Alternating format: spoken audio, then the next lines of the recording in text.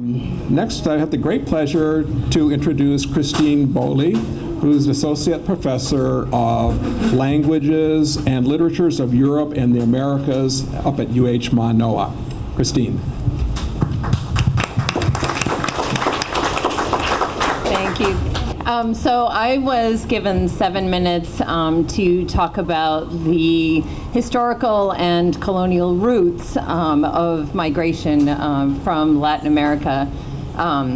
Also not a tough act to follow. So I'm just going to really briefly touch on 4 different factors, but please keep in mind that I could give you dozens and would be happy to give you dozens of examples of any of these. The first is regarding land tenure systems.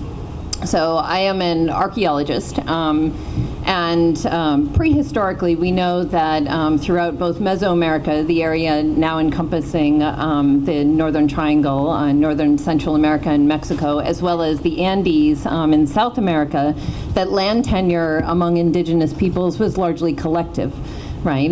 So between Andean Ayus and pre-Hispanic Mexican Calpulli. These were large kinship groups that collectively owned and used land, usually in several different environmental zones, to guard against, right, things like climate change, which is not a new problem. Similarly, during the colonial period, after the Spanish conquest, there was a large-scale transfer of land, not through direct seizure of land, because the Spanish conquistadors and the soldiers working with them and their descendants were granted encomiendas, which are rights to the labor of the indigenous people that were living on those lands. That, however, in the long term, did not stop the large-scale transfer of land. The Mexican Revolution, for example, in 1910 was a first really major attempt at returning land to indigenous peoples, particularly for use as subsistence agriculture. Until then, almost all of the land at that point was owned by the former colonial period elites and worked by the indigenous poor in serfdom, right? Multiple land reform attempts since have happened, including the establishment in Mexico of ejidos, these were an attempt to protect the collective land ownership of indigenous peoples.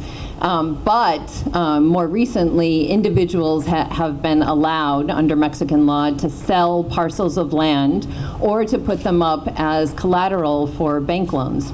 And so we are again seeing a wholesale and very large scale transfer of land. The second point I would like to talk about is indigenous rights. So after the colonial period, with the establishment of the republics throughout Latin America, there were a series of very public conversations among intellectuals, politicians, elites, et cetera, about what was called the social problem. The social problem, right, was how to fit the indigenous majorities of most of the nations of Latin America into the nation, right, into a national identity. And it was an extremely, particularly from our modern perspective, racist way of talking about it, right? These indigenous people are so poor because they're lazy, they breed like dogs, et cetera. And so how are we going to bring them kicking and screaming into the 20th century, 19th century, 21st century? I mention this because there is a lot of, there are very strong parallels in the rhetoric, right, that we hear today as well. Indigenous rights have gotten somewhat better in some ways, but not entirely. Indigenous rights are used as an excuse in Mexico, for example, to deny human rights protections to women, such as owning land. And domestic abuse is recognized officially by the Mexican government as a cultural practice. And so therefore women, you want to know why women are coming with their families? It's perhaps for some who I know secondhand, because it's better to sit in a cage than it is to be hunted down by your husband or boyfriend, right? Third is political sovereignty. So just very quickly, U.S. intervention and regime change. I'm not sure how many people know what a colonial power we are.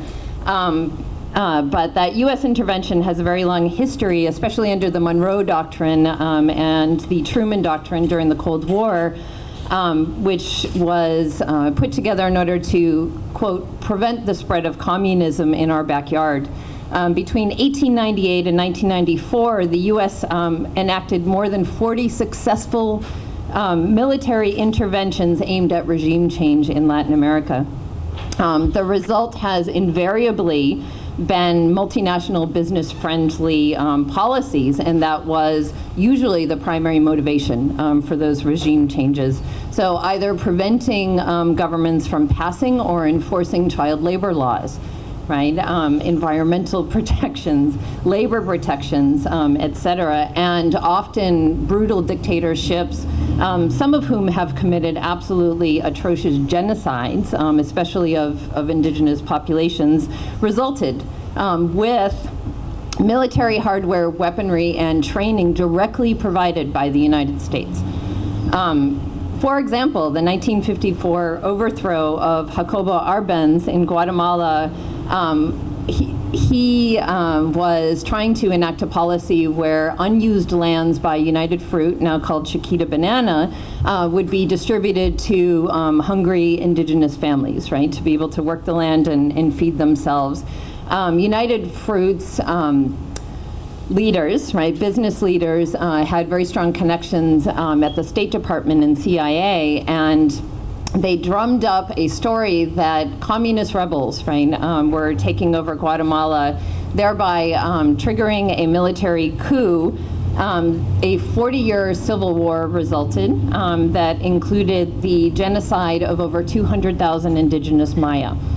Reagan, right, met with one of those far-right Guatemalan dictators accused of crimes against humanity and gave his very strong support to his regime. So these are not entirely, right, in the past as well. And then finally, I wanted to touch on climate change. Climate change, we know archaeologically, has been a very big factor, if not the primary cause of civilizational collapse in prehistory. We see it again and again and again and again in the archaeological record. Climate change at this pace and at this scale scares the bejesus out of me. And it scares me both as a mother and as a human being.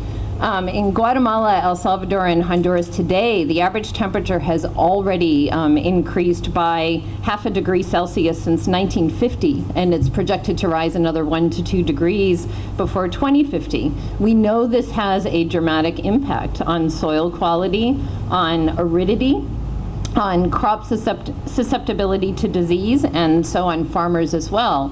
And then, of course, fishermen, right, are finding it increasingly difficult to make a living because of warming and rising seas. And so you want to know why people are coming? That's the 7-minute version. Thank you.